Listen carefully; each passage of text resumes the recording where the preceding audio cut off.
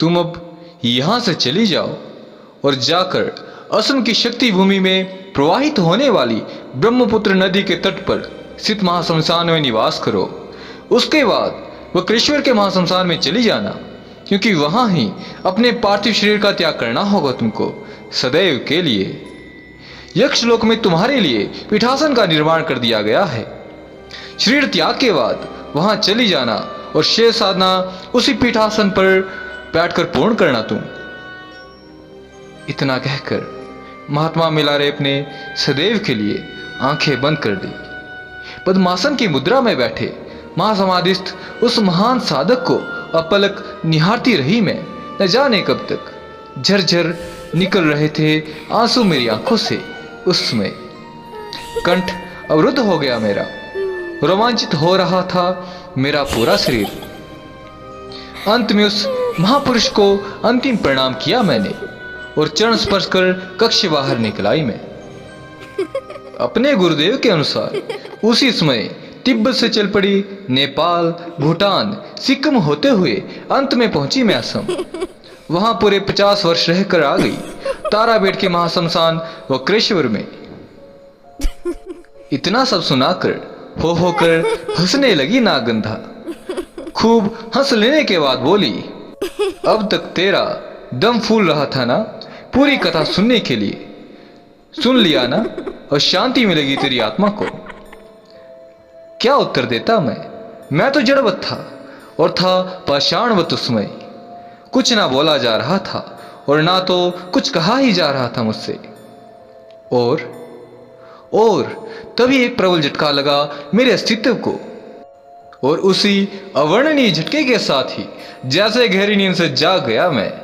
आंखें खुल गई मेरी। सांझ की स्याह कालीमा धरती पर फैल चुकी थी। अब मेरे सामने थे दूर तक फैले हुए आलू, ईख और धान के खेत, बहती हुई नदी, आपस में लड़ते झगड़ते और भौंकते कुत्तों के झुंड, और था पीपल का लंबा चौड़ा विशाल वृक्ष जिसके नीचे पैर फैलाए बैठी थी पूर्ववत नागगंधा, जिसके एक और लुढ़की हुई थी कारणवारी की खाली हांडिया।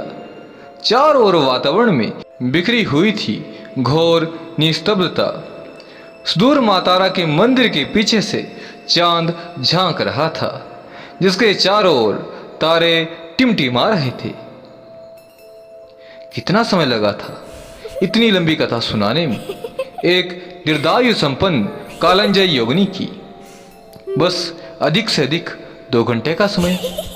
उस 2 घंटे के समय में विभिन्न प्रकार की जो उपलब्धियां हुई उसका कोई मूल्य नहीं।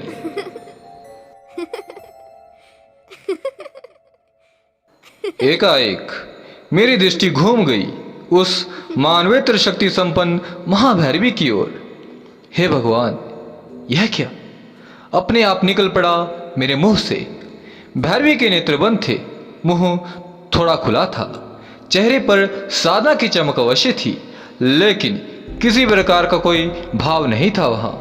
पैर बसरे हुए थे और दोनों हाथ सामने की ओर फैले हुए थे। कारणवारी की खाली हांडिया टूटकर बिखरी हुई थी एक ओर।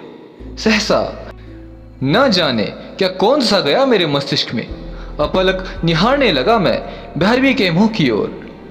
फिर न जाने किस प्रेरणा के वशीभूत होकर, न जाने क्यों और न जाने कैसे निकल पड़ा मेरे मुंह से, माँ माँ, भैरवी माँ।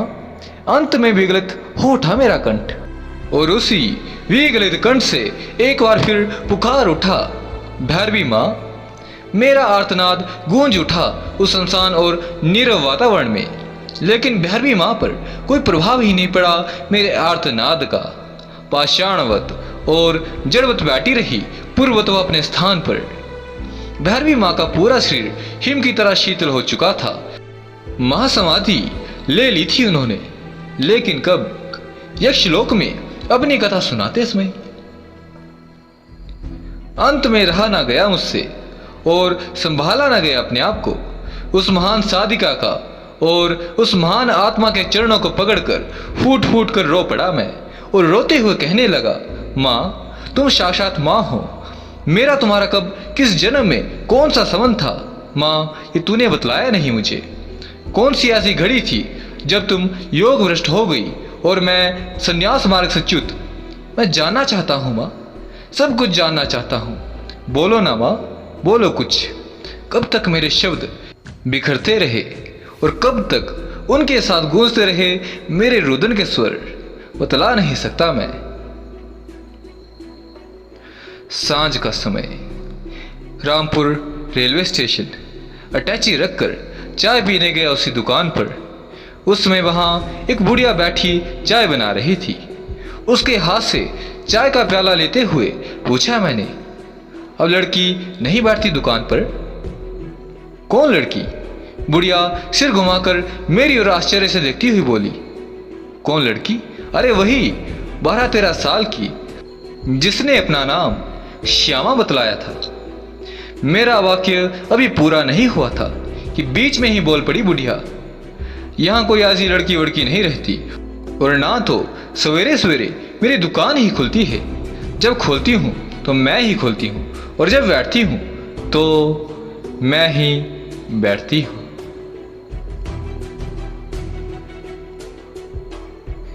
साधकों के जीवन में घटित होने वाली प्रत्येक घटना ही सच में अत्यंत रोमांचकारी एवं रहस्यमय होती है, जिसका साधक कभी पार नहीं पा सकता है। विज्ञान न जिसे स्वीकार कर सकता है और आम जन जिसे समझ पाने में असमर्थ रहते हैं। यह साधना का संसार ही कुछ ऐसा है, और इस संसार में आपको जोड़ने की एक तनिक छोटी सी मेरी इच्छा है। मेरा आपसे छोटा सा निवेदन है कि डिस्क्रिप्शन बॉक्स में दिए गए लिंक के माध्यम से आप हमारे टेलीग्राम चैनल को ज्वाइन तो कर सकते ही हैं, और साथ ही साथ यदि आपके जीवन में भी कोई इस प्रकार की घटना अनुभव है तो आप हमें अवश्य शेयर करें। और यदि आप हमारे प्रबुद्ध ज्योतिषी से संपर्क करना चाहते हैं तो आप मेल कर सकते हैं।